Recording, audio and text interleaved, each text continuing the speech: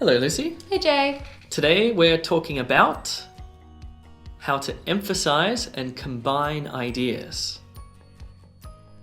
Cool.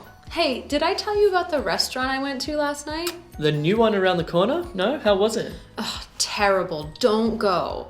Not only was the food terrible, but the prices were also astronomical. Oh no, that's terrible. But you emphasized and combined your ideas perfectly. Huh? Let me show you.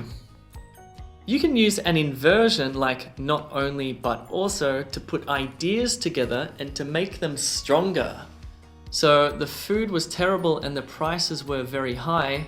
Not only was the food terrible, but the prices were also astronomical.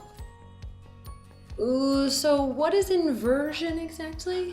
So remember that inversion is used for emphasis, like here. And it's when you put the verb before the subject. So not only was the food, instead of not only the food was. Okay, and where does the also go in but also? Okay, so also is an adverb and it's flexible. You could put it after but, or you could put it after the verb be, or before any other verb.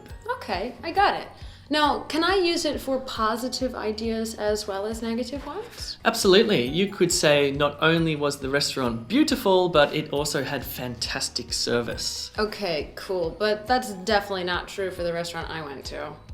Doesn't sound like it. So, what did we learn today? We learned how to emphasize and combine ideas using not only but also. Great. So the restaurant was that bad, huh? Yeah, not only am I not going back, but I'm also going to give them a bad review.